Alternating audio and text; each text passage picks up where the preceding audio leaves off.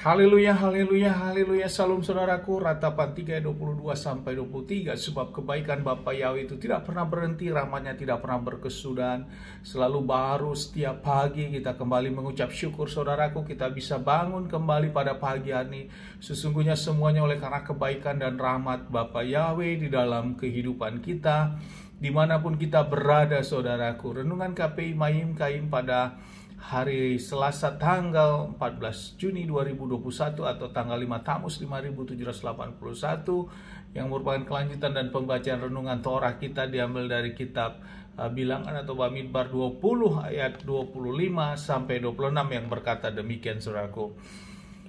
Ambillah Harun dan Eleazar anaknya dan bawalah mereka naik ke Gunung Hor, dan tanggalkanlah pakaian Harun dan pakaikanlah kepada Eleazar anaknya, dan Harun akan dikumpulkan dan mati di sana.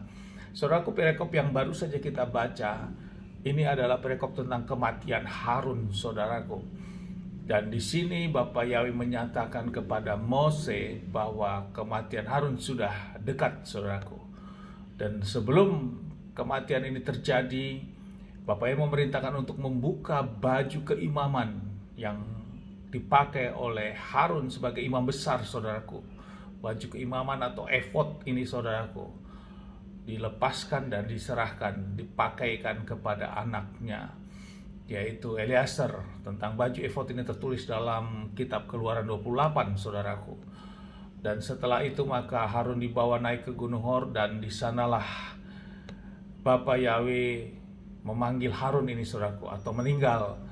Dan kemudian yang perlu menjadi renungan bagi kita ada kata-kata dikumpulkan, dan Harun akan dikumpulkan dan mati di sana.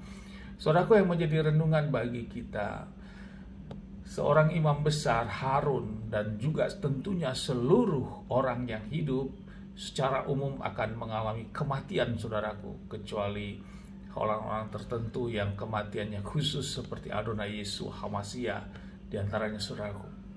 Dan kematian Harun ini sudah diketahui, saudaraku, karena memang ini adalah orang-orang khusus pada waktu itu.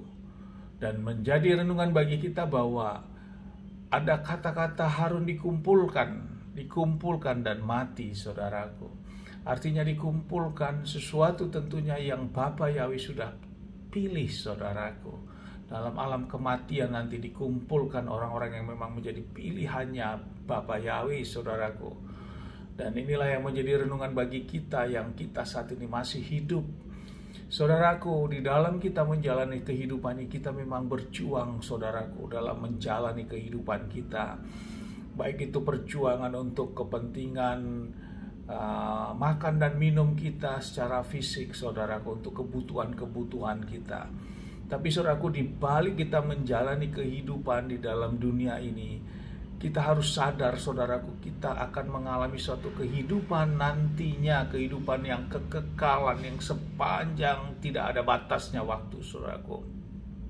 Sehingga hal inilah yang harus membuka pikiran, cakrawala, cara pandang kita dalam kita menjalani, sehingga iman itulah sikap percaya kita yang sungguh-sungguh ini yang harus tertanamkan, saudaraku.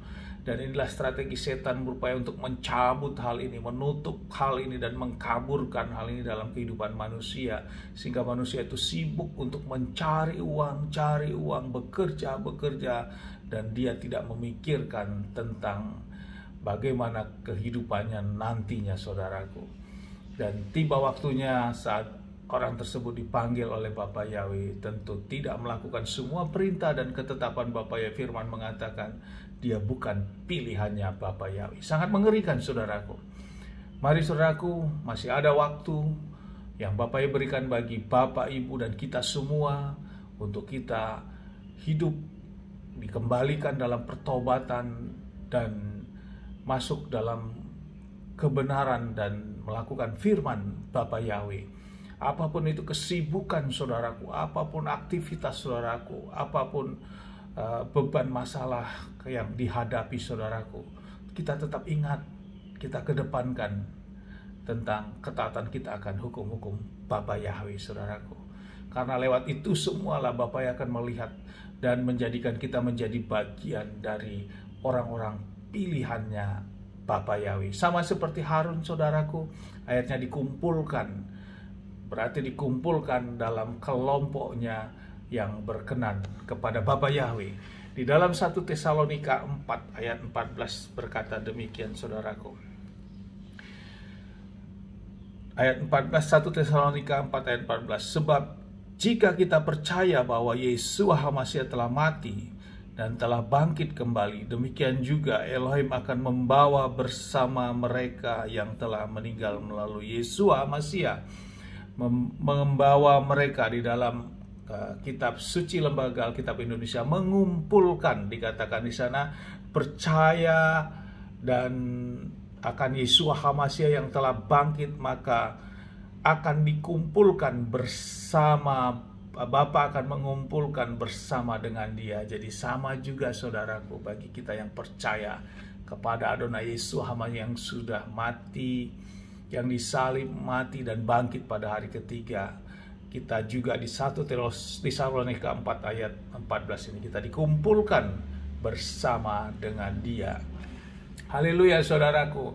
Untuk itu kita jangan kendor, saudaraku. Untuk kita mau sungguh-sungguh, karena upah kesungguhan kita, semua yang kita lakukan, Bapa yang memperhitungkan itu, saudaraku. Untuk apa?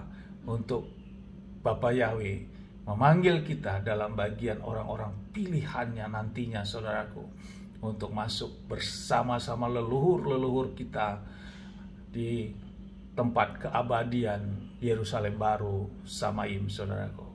Mari sama-sama kita berjuang, saudaraku.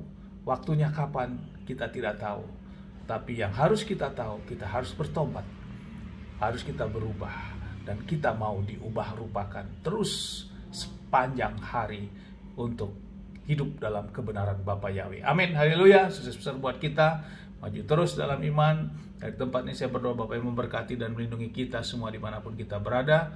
Bapa yang menghadapkan wajahnya kepada kita dan memberikan kita kasih karunia. Bapa Yahweh memberkati kita dimanapun Bapak Ibu berada.